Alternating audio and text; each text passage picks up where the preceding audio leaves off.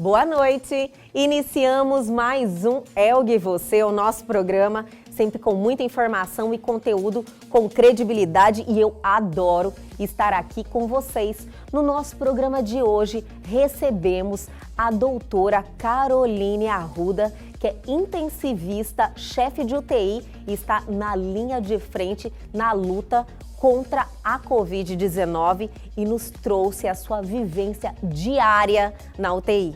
Covid é uma doença viral, né? Então, não tendo indicação de tratamento para bactérias, não tem por que a gente tomar antibiótico. O antibiótico, ele não mata o vírus. Então, por isso que as pessoas que têm sintomas têm que fazer uma avaliação médica, coletar exames, fazer imagem, para que nesse caso tenha a indicação de fazer o antibiótico, né? Então, porque senão esse paciente piora.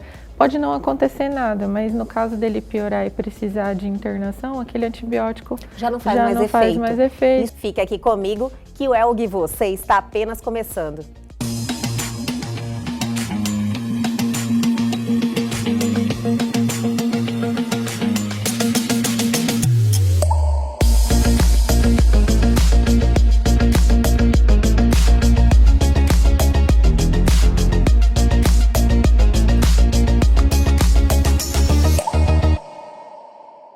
E chegamos nesse dia especial que eu adoro, porque toda quinta-feira tem esse quadro sensacional, Personalidades daqui.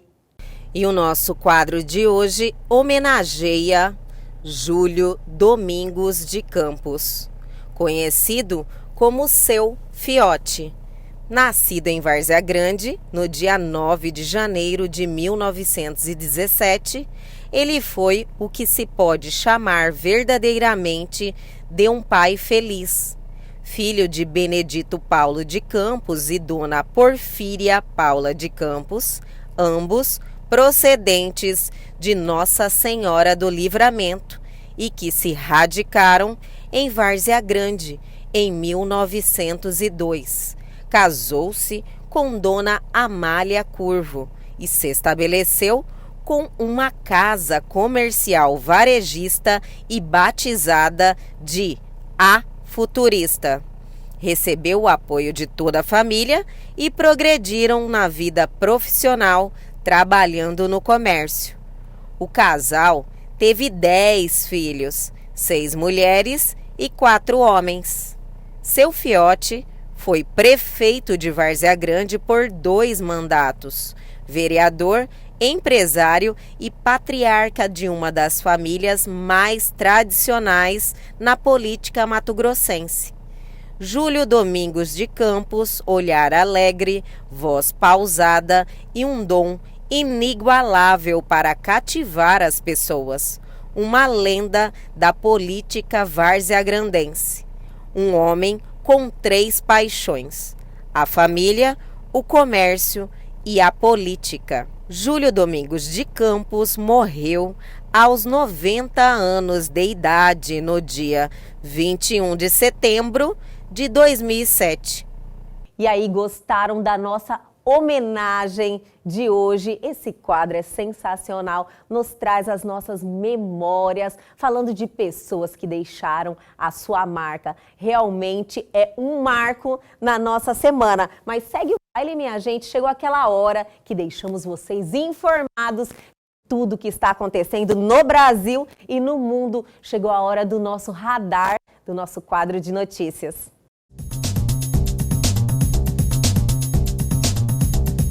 Governo reduz em 10% imposto de importação sobre eletroeletrônicos e máquinas. O objetivo é reduzir o preço de produtos importados, entre eles celulares, computadores, máquinas e equipamentos médicos. Redução começa a valer na próxima semana.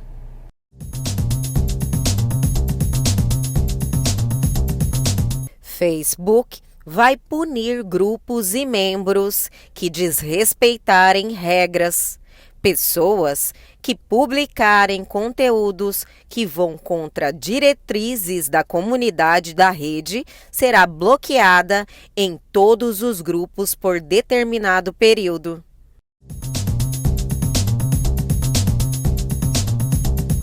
Falta de chips afeta a indústria global e crise é sem precedentes, diz a Associação Chinesa do Setor. Escassez dos semicondutores atinge desde montadoras de veículos a fabricantes de smartphone. Samsung vê sério desequilíbrio.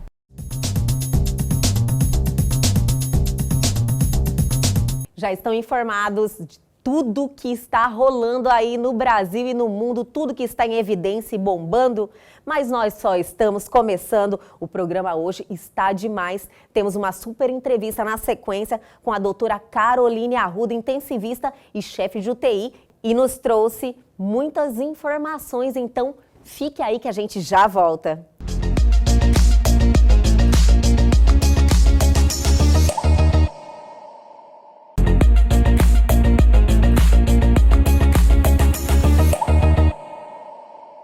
E agora no nosso programa Elga e Você, vamos ter um momento especial de muitos esclarecimentos sobre a nossa realidade efetiva. Estamos recebendo a doutora Caroline Arruda, intensivista, né, e chefe de UTI. Primeiro eu quero te agradecer, doutora, por estar aqui com a gente hoje e nos trazer realmente a realidade que estamos realmente, efetivamente vivendo. Certo, obrigada pela oportunidade de vir falar aqui. Vou esclarecer tudo e vocês vão ver que a realidade não está muito bacana. Não está muito boa, né? Sim. Infelizmente, a gente tem informações nesse sentido, porém, as pessoas ainda têm aquelas dúvidas em relação à real situação, ao quem realmente está falando a verdade. E só as pessoas que estão passando por alguma situação, ou com um ente querido que partiu, ou conhecendo, porque cada vez está chegando mais perto, né, doutora? Sim. As pessoas estão caindo na realidade. Mas isso aí, lógico, não é só questão de falta de responsabilidade, é por N fatores que estão acontecendo, política, né? Sim. Isso deixa as pessoas um pouco confusas. Mas, doutora, como estamos realmente? Você está ali na linha de frente, combinamos que eu vou falar você, né? É muito nova. Você está ali na linha de frente diariamente e pode nos trazer realmente o que está acontecendo, qual é a nossa situação agora. Estamos, assim, em estado de calamidade? Sim. Nosso sistema de saúde está à beira de um colapso, né? A gente está com muita dificuldade, eu falo em todos os cenários, né? Tanto nas UPAs, pronto atendimentos, hospitais, internações. É muito apertado ali o dia a dia entre internações e altas, né? De ontem para hoje foi o recorde de mortes em Mato Grosso, né, do ano. Recorde de mortes? O recorde de mortes. E no começo do mês a gente fez 1 ano do primeiro caso em Mato Grosso. Então, apesar de 1 ano, né, já vivendo essa rotina, ainda assim tem muitas novidades e o cenário muda todos os dias. Então, lá no começo, na primeira onda, foi feito um terrorismo, assim, eu me senti muito amedrontada por todas as notícias que vinham lá da China. A gente teve um momento, assim, de muitas fake news também, né? Com certeza. Muitos procedimentos que a gente não podia fazer no começo, que hoje a gente sabe que... Era tudo muito desconhecido, né, doutora? Muito desconhecido, E aí, com o passar do tempo, a gente foi entendendo a doença, aprendendo sobre ela e como se comportar. A gente teve alguns meses aí de um certo alívio, né, no número de casos, principalmente em Mato Grosso, que foi próximo ali do mês de outubro, novembro. Que eu acredito que foi um reflexo do lockdown, né, que foi feito. E aí, no final do ano, a doença veio com muita violência e provavelmente relacionada a uma mutação mesmo, como já tem visto em outros estados, né, no Amazonas, e foi identificado variantes do vírus, Porque o comportamento da doença agora parece ser mais agressivo do que era anteriormente. Doutora, com essa variante, já chegou aqui em Cuiabá? A gente não tem como... No Mato Grosso? Nós não fazemos testes hoje para saber se é a variante ou não. Sim. Mas pelo comportamento da doença, tem muitos pacientes jovens também, jovens mesmo, 25 anos, internados. Tipo, hoje em uma UTI é uma outra realidade, não é só não terceira idade, não pessoas são com só pessoas com comorbidades, jovens também estão em estado crítico. Isso. Na primeira onda a gente tinha muitas pessoas de mais idade, Sim.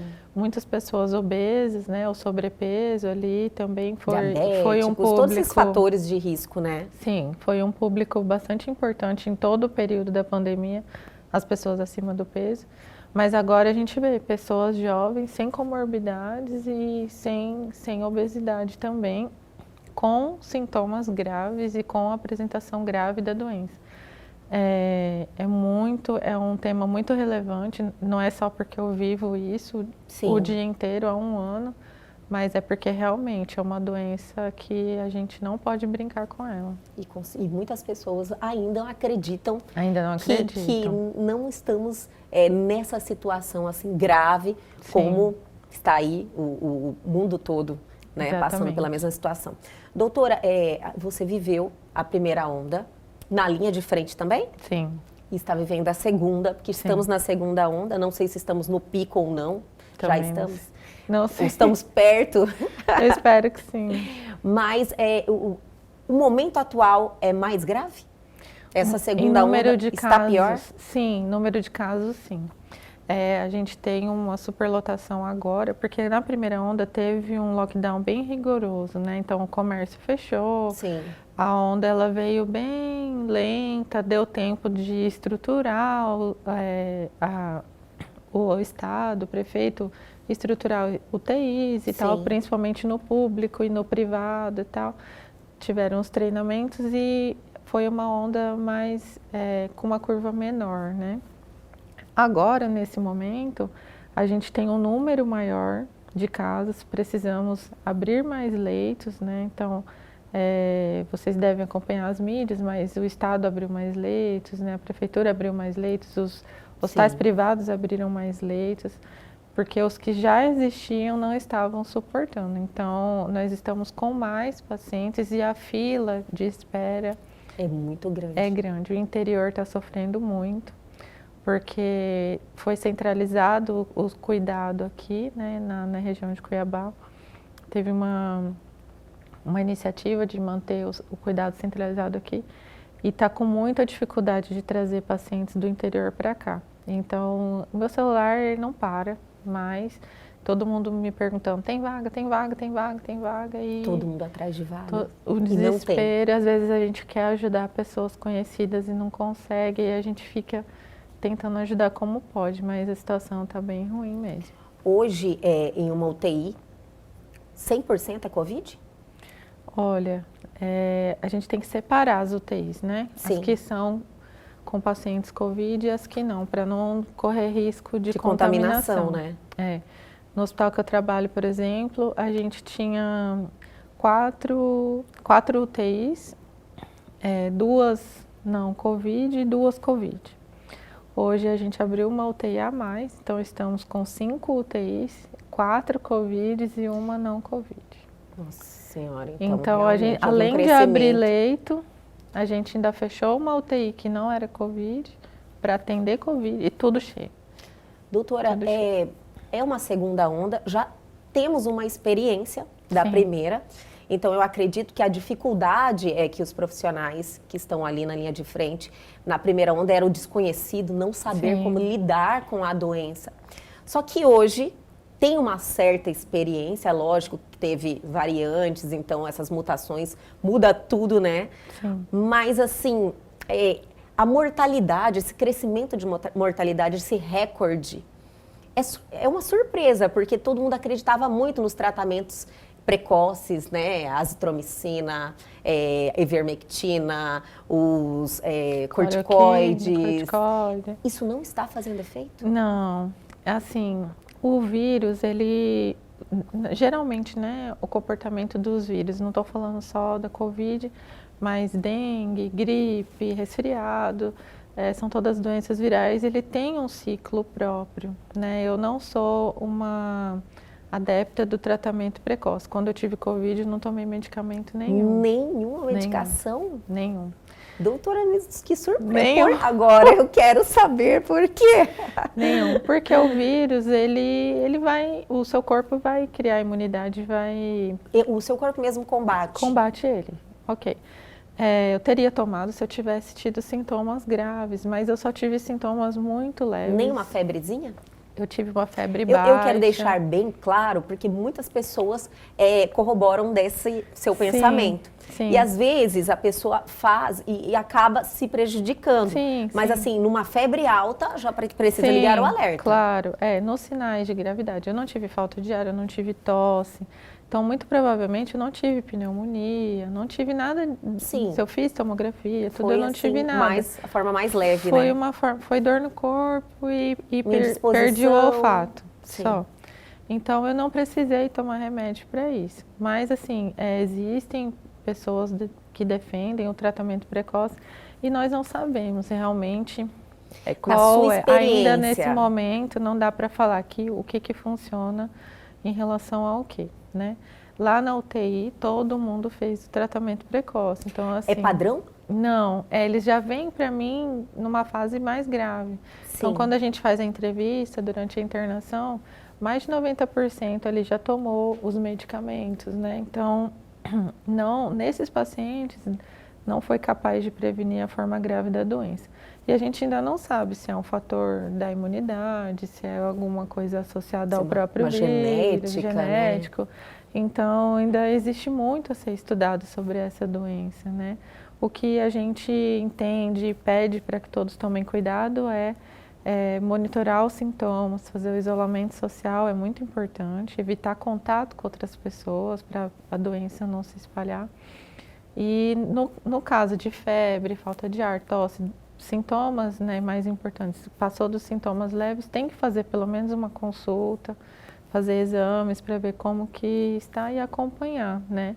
Então, toda pessoa que teve alguma alteração, se sentiu mal, tem que fazer a testagem, fazer o teste. É muito importante. Sim, aí a pessoa vai ser notificada, né, como caso suspeito ou confirmado, dependendo dos resultados.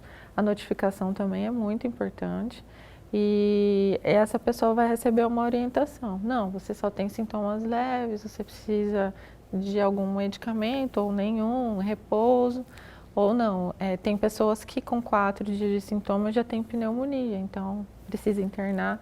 Eu acho que todos os pacientes que têm sintomas suspeitos devem procurar um atendimento, né? Deve se consultar. Ainda existem hospitais atendendo os casos, então, tendo sintomas, procure um atendimento, não saia tomando remédio por conta própria, né?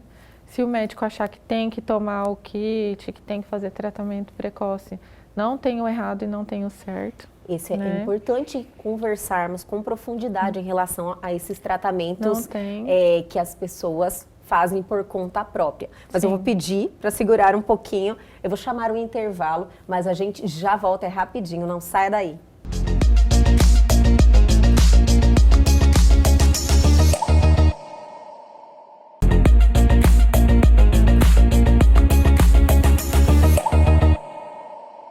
Estamos de volta recebendo hoje a doutora Caroline Arruda, que é intensivista e está na linha de frente nessa luta árdua, né, doutora? Sim. Contra essa doença que está aí persistindo, né, em continuar assombrando o mundo.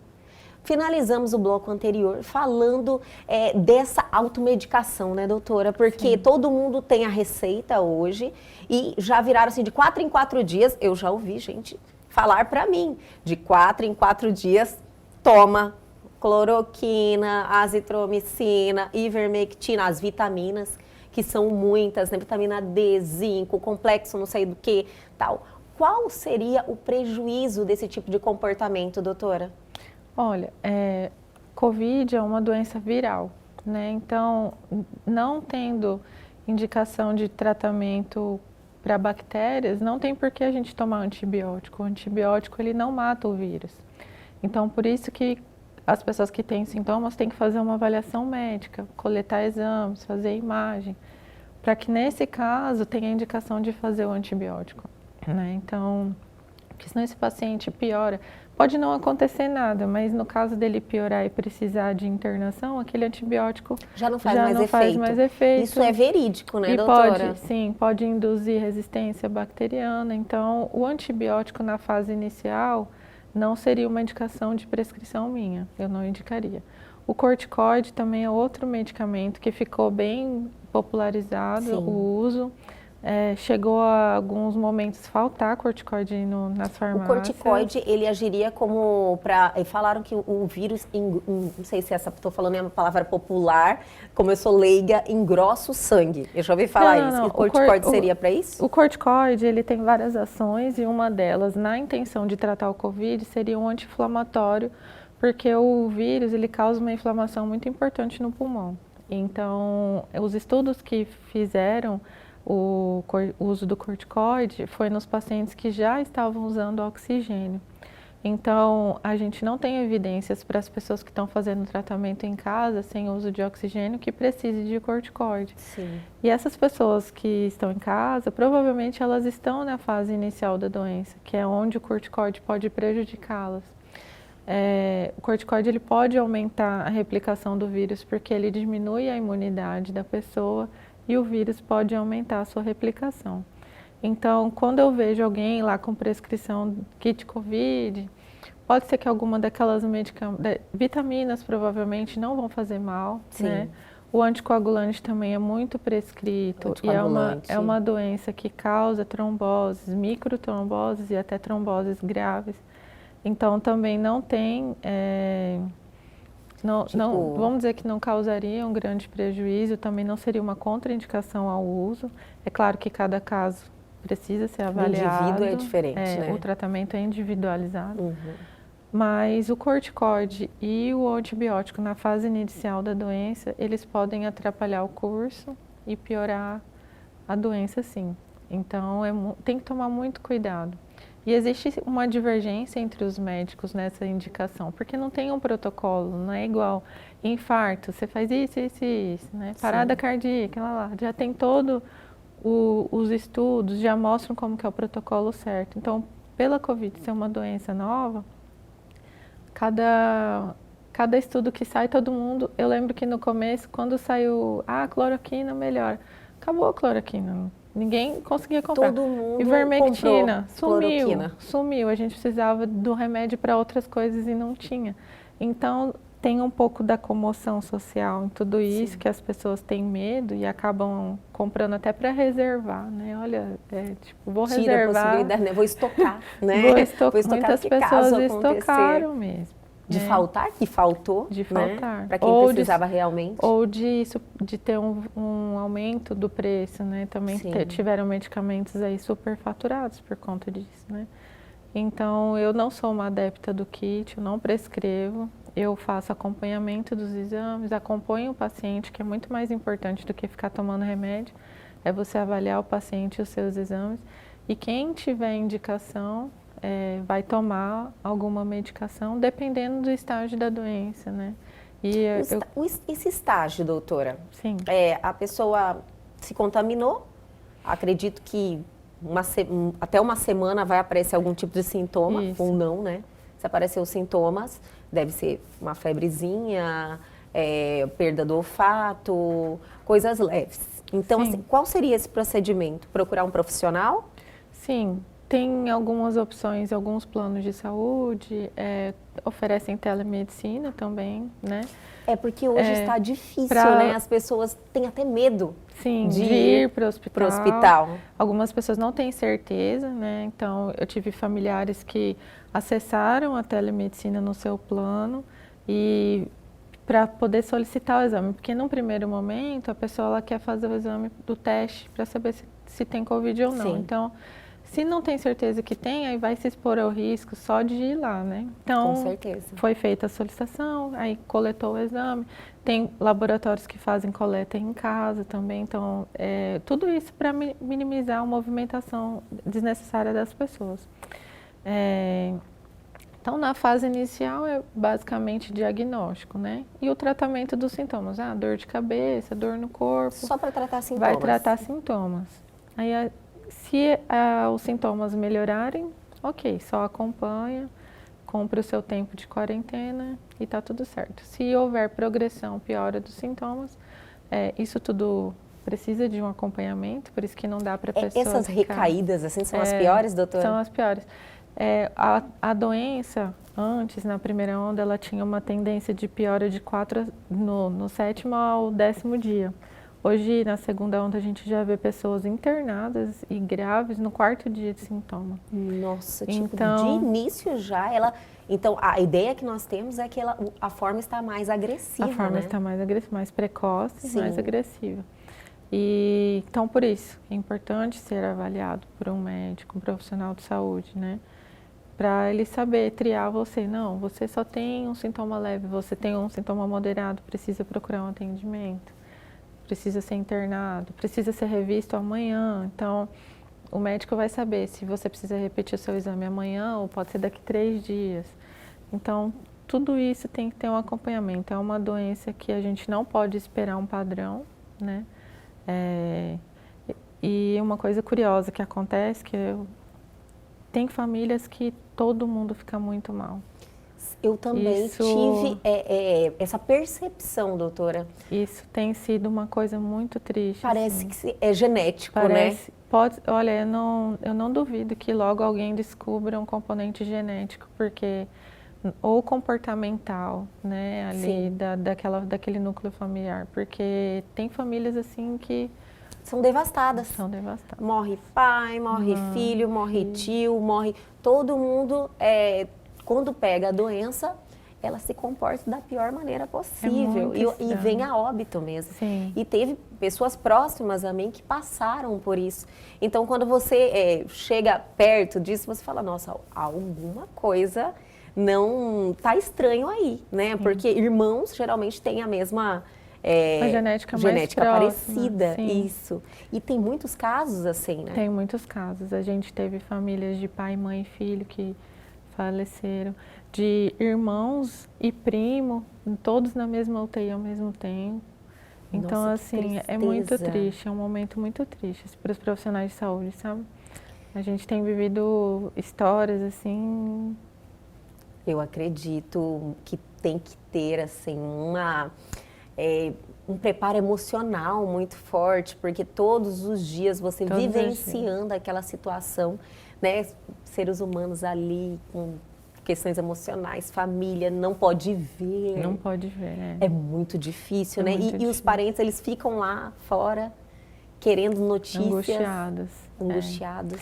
Antes da pandemia, a gente tinha visita dentro das UTIs, mas os familiares, os pacientes geralmente não ficavam com o celular, né? Para não causar, mandar notícias e tal. Hoje em dia já é o contrário. A gente até permite algumas pessoas ficarem com o celular para poder ter um contato com o mundo. Amenizar também essa dor, porque é muito difícil. E mandar, né, fazer vídeo chamada com os familiares e tudo. Não existe, assim, no começo foi uma orientação da Anvisa que restringisse totalmente as visitas. Depois teve um remanejamento, né, e a gente conseguiu aproximar, mas agora como está muito forte novamente a segunda onda, a maioria dos hospitais está sem visita de novo. Isso é bem triste, porque a pessoa que está lá, ela não sabe o dia de amanhã. Ela pode melhorar, mas ela pode ser entubada, né? De um dia para o outro. De um dia para o outro. Na UTI, eu não sei se isso é normal, mas de uma noite para outra pode acontecer muita coisa, né? Sim. A pessoa está bem um dia e de repente... O paciente que está muito no limite de ser entubado ou não, ele nem vai no banheiro, porque ele pode ir no banheiro e voltar totalmente descompensado. Então, a gente faz o mínimo para que ele faça o mínimo de esforço não corro risco de ter uma falta de ar e ser entubado só por ir ao banheiro. Nossa, Já eu fiquei aconteceu muito várias curiosa. Por quais motivos, doutora? Mas eu vou pedir para segurar mais um pouquinho. Eu vou chamar o intervalo, mas a gente já volta. Não saia daí.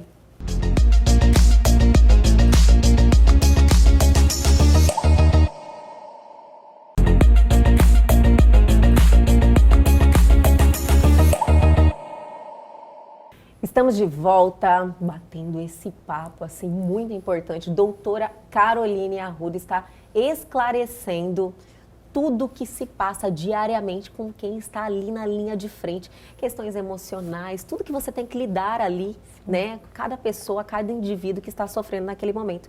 Doutora, finalizamos o bloco anterior falando da questão do movimento. Eu fiquei curiosa, porque eu já ouvi alguns relatos sobre isso, de quando vai transportar, a pessoa vem a óbito. Por quê, doutora? O paciente, ele está, às vezes, usando uma quantidade de oxigênio muito alta. Mesmo quem não está entubado, a máscara, ela fornece uma quantidade alta de oxigênio. Então, imagine, em repouso ele já tem falta de ar, né? Às vezes um movimento de ficar em pé, de caminhar, a gente evita, dependendo do paciente, todo e qualquer esforço, para que ele não se esforce além daquilo que ele já está. É tipo guardar energia mesmo? Guardar energia literalmente, né? Inclusive os pacientes que estão entubados, eles estão sedados para poupar energia, para gastar menos, né? E os aparelhos trabalharem por eles, para que eles se recuperem. Então, já tivemos pacientes que às vezes não aceitam fazer as necessidades na fralda e insistem em ir ao banheiro e passar mal no banheiro e ter que retornar às pressas e algumas vezes ser entubado. Então, ou outras situações de transporte, né? Só de passar o paciente no leito, na maca. Para maca? Para maca já pode acontecer. Esse movimento? Só esse movimento. E outros muito mais graves, né? O paciente, ele fica o tempo todo de barriga para cima, a gente precisa movimentar ele, né? E tem alguns que nem toleram, né? Quando estão muito graves, não toleram nem ficar de lado. Vê o nível de fragilidade que essa doença deixa o ser humano. É por isso essa quantidade de óbitos, né? Enfraquece muito as pessoas. E a gente precisa trocar fralda, precisa às vezes dar um banho, às vezes proíbe banho para não ter prejuízo quando o paciente está muito grave. Doutora, tem muitas pessoas que se recuperaram da Covid e ficam com sequelas, né? Sim. É verídico isso? É verídico. Quais são as sequelas que geralmente são reclamadas, tipo, tem maiores reclamações assim, dos pacientes? Eu fiz até uma publicação, né, no Instagram do hospital falando sobre as sequelas cognitivas, né? Então, 8 de cada 10 pessoas podem apresentar qualquer sequela cognitiva, por exemplo, um déficit de memória, um déficit de atenção. Eu já tive algumas pessoas que falavam assim, nossa, depois do Covid eu fiquei meio voada, assim, eu esqueço as coisas, eu não lembro. Já foi detectado o vírus no cérebro, né? Sim, então é um vírus que tem uma atração por vários tecidos, não só pulmonar, né? Pode causar... tem infarto relacionado ao Covid. A quantidade de incidência maior é no pulmão, porém pode atacar qualquer órgão. Pode atacar outros órgãos, né? Já tivemos AVC também relacionado à Covid. Nossa. Ao estado inflamatório, não o vírus causando diretamente, mas ao estado inflamatório gerado pela doença. Então é uma doença diferente. Os intensivistas, eu acho que nunca viram uma doença tão grave assim, com tantas repercussões. Não foge totalmente do seu controle, né? E principalmente os pacientes que ficam muito tempo internados, eles podem ter sequelas pulmonares, né? E precisar de fisioterapia, precisar de oxigênio em casa também, até se recuperar totalmente. Muitos perdem muito peso, então acabam ficando tanto tempo ficar deitado e pela dieta, a doença ela também consome muita energia, perde muita massa muscular, né? Então são várias as consequências e se paga um preço muito alto por isso, né? Doutora, no seu plantão, você deve passar está ali vivenciando a situação com várias pessoas diferentes, qual que é a maior reclamação? O que é pior ali? O que é mais doído? Dentro da UTI? UTI? É o medo. O medo. O medo. Tem paciente que, quando ele chega e olha para um lado, olha para o outro, ele fala, ai meu Deus do céu, será que eu vou ficar igual aquele ali? Nossa! Será que... Então eles têm muito medo. O fator psicológico é complicado Psicológico. dentro de uma UTI também, né, doutora? Muito. Você entra ali, parece que já é o fim. Sim, tem muita gente que tem esse preconceito, né, de achar que foi para UTI porque Já tá nas últimas, né? Tá nas últimas. E não é verdade. Tem muitos que se recuperam. Muito. Vamos falar de coisa boa também, né, Graças a doutora? Deus. Como está isso? Eles se Graças recuperam. a Deus. Sim, recupera. É uma doença tratável, né? É uma doença curável. Então a gente tem cura em vários pacientes. Tivemos figuras conhecidas aí recentemente, saiu em todas as mídias. Então, pessoas que às vezes recebem homenagem na porta do hospital, Sim. todo mundo tira foto, é muito bonito. Mas tem um caso muito emocionante de uma senhorinha de 89 anos que, Olha que maravilha. foi Recuperou. entubada. A família achou, ai meu Deus, agora a vovó vai embora. Não, saiu sem nenhuma sequela, super bem. Então, fazendo o tratamento assertivo, correto, é possível curar, sim. É possível se livrar da doença, né, e viver. Realmente, os casos de óbitos, infelizmente, até agora as pessoas não entendem muito bem, né? O óbito, ele tem vários fatores, né? Então, hoje a gente está vivendo uma situação de não ter leito para todo mundo.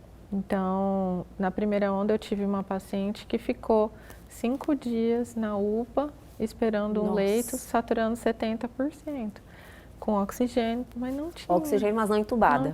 Não entubada, não tinha respirador para ela na UPA. E ela não foi entubada. Então, essa paciente, a chance dela se recuperar em relação a quem seria entubada Cai no muito. primeiro dia já cai muito. É quase zero? É quase zero. Então, a gente tem pessoas atualmente nessa situação, aguardando vaga, né? A notícia que se tem, e por tudo que a gente fica sabendo, é que realmente estão escolhendo pessoas hoje. Já. A justiça, está na justiça, né? Tem uma ordem. Sim. Judicializou tudo, tem que entrar na justiça. É isso mesmo? Algumas pessoas tomam essa medida, não deveria ser assim, porque a gente deveria ter leito para todos. Sim, né? claro. Mas como que a gente escolhe um paciente, por exemplo? Infelizmente, às vezes, a gente tem que avaliar o paciente que tem a melhor chance de sobreviver. Se você tem 2 para atender e só tem um equipamento, a gente tem que escolher um que tenha a melhor chance. E essa decisão é Essa muito decisão é difícil. muito dolorosa, porque nós somos os profissionais, mas outras pessoas deveriam ter organizado isso para que isso não acontecesse, né? Então é uma Em um situação, ano isso não mudou. É uma situação assim revoltante, né? Entristecedora. E acontece muito, principalmente no SUS, né? Que é mais precário. É onde pessoas isso que acontece dependem, né, mais. do público, que não deveria ser assim, mas Sim. infelizmente vivemos ainda essa realidade. Né, Exato. mostrou a fragilidade do nosso sistema de saúde, Sim. né, infelizmente. Doutora, tem mais uma questão que eu Sim. quero perguntar, que é sobre as pessoas que já pegaram o vírus, a Covid, e se sentem tranquilas, super-homens, sabe? Agora que eu peguei, eu posso circular, eu posso aglomerar, eu posso ir em qualquer lugar. Isso.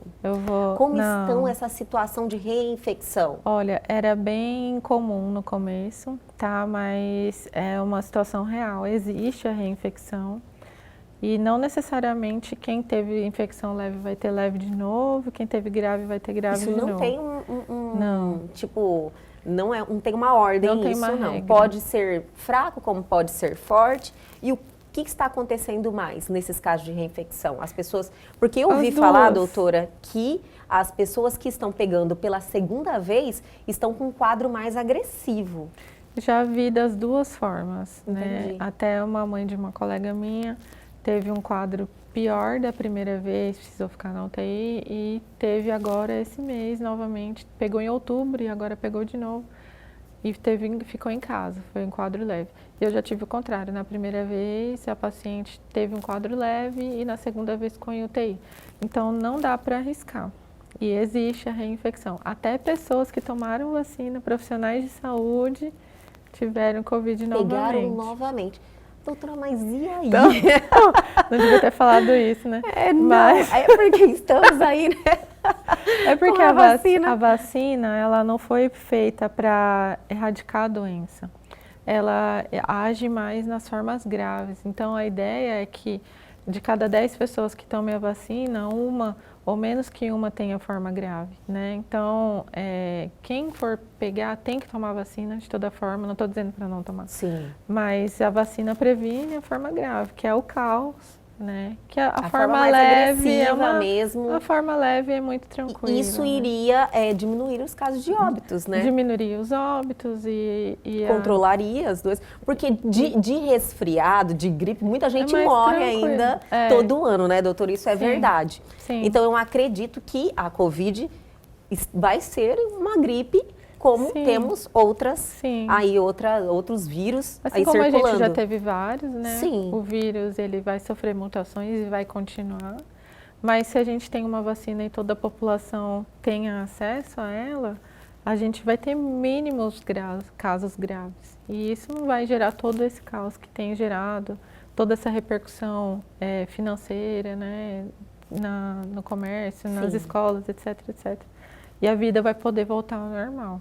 Então, é isso que a gente espera que aconteça. Eu acho que virou um sonho, né? Sonho o desejo geral do mundo inteiro. Doutora, mas antes de finalizarmos, né? Você diria que estamos vivendo uma situação de descontrole? Eu acho que na primeira onda a gente foi muito precoce, né?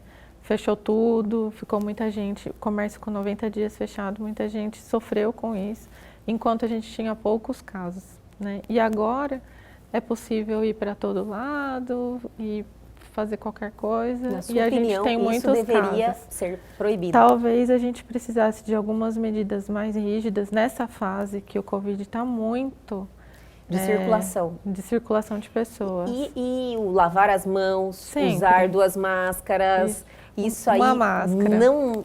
Você tem que ficar em casa mesmo. Ficar em casa. Você está em riscos mesmo, você fazendo todos os protocolos para se cuidar. Quem circula com pessoas, e é impossível a gente viver sem ter contato com ninguém, né? Mas tem que se cuidar. A máscara é um meio muito efetivo de proteção, né? Sim. Então, a máscara de pano, ela serve para situações em que você não tem uma máscara melhor. Então, se você puder ter a máscara cirúrgica, que é aquela simples, ela é melhor que a de pano. A cirúrgica é a melhor mesmo. E para quem tem mais contato, profissionais de saúde, tudo, a máscara é N95. Então, quem vai visitar um familiar, quem vai receber notícia do familiar no hospital, quem vai fazer, sei lá, qualquer coisa dentro do hospital, é melhor que use a N95. E os profissionais de saúde todos são orientados a usar a N95. Máscara de pano serve para o dia a dia, se você mantiver uma distância segura, né? Também serve, mas a ideal seria a máscara cirúrgica, que é mais segura.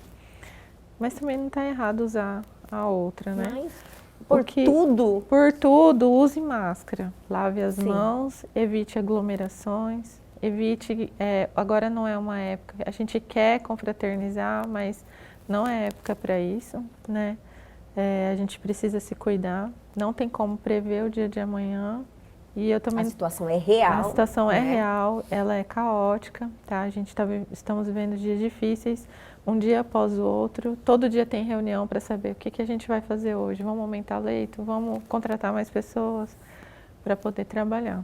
Os profissionais de saúde estão cansados, a gente está... Tem dormido? Dormindo pouco, trabalhando muito, vivendo muito pouco. A família também já está cansada de não ter a gente por perto. E né? um estresse psicológico, Estresse, né? São muitas famílias que a gente tem que abraçar, que a gente tem que... Abraçar assim, né? Lógico. Que a gente tem que acolher, falar a palavra certa. Que a gente tem que acolher porque as perdas têm sido muito frequentes. Então... É um momento diariamente. de dor. É um momento de resiliência, né? Sim. Para todos, para que a gente possa viver próximo, né? No futuro próximo, Com voltar certeza. à vida normal, né? Todo mundo ter essa consciência, né? E não aglomerar, realmente fazer a sua parte, né, Fazer a sua doutora? parte. Para ajudar todo mundo a voltar ao normal. Que isso aí, eu acredito que já é translúcido, né? Que tem que ficar em casa o quanto puder, né? Quem Sim. puder, às vezes tem que sair para trabalhar, tudo bem, mas no mais, Evitar. manter a sua... Fora isso, evitar. Não tem por que ficar fazendo reunião, festa. Não tem por que ir em festa boate. clandestina, né? Não tem, Hoje tem muito. não tem por que ir em boate, não tem por que, né? Evitar. Que os comércios estão até fechados, as casas Sim. noturnas, restaurantes, até um certo Recentemente, horário, né? recentemente. Mas os jovens ainda estão fazendo Dão festa seu jeito, clandestina. exatamente. E acaba passando para os pais em casa. Para os pais, para os avós. Para os avós. É Infelizmente, é a nossa realidade, doutora. Olha, quero te agradecer muito por ter aí compartilhado essa sua vivência, essa sua experiência que está aí. Um ano não é fácil, né? Diariamente aí, ajudando, lógico, que é impagável, né? Essa dívida que todos nós, toda a nação, o mundo inteiro tem com os profissionais de saúde. E te desejo muita força, viu? Obrigada. Muita saúde, muita... força emocional também, porque eu acredito que precisa ter muito para vivenciar isso todo dia, Sim. tá? E te agradecer novamente, dizer que eu quero te receber aqui num momento maravilhoso para falar assim, olha, Elga, acabou, né? Tá sobrando leito, vamos até fechar alguns. Se Deus quiser. Amém. E espero que esse dia seja logo, doutora. Muito obrigada novamente, Elga. viu? Obrigada. E o Elga, você de hoje fica por aqui, mas amanhã nós estamos de volta sempre às 21h30. Perdeu algo, quer entrar em contato com a gente? Nossos canais de comunicação estão aí na sua tela e tem também o nosso canal no YouTube e essa entrevista já está lá à sua disposição. Então entrem e se inscrevam. Aguardo vocês amanhã aqui na TV Pantanal, canal 22.1.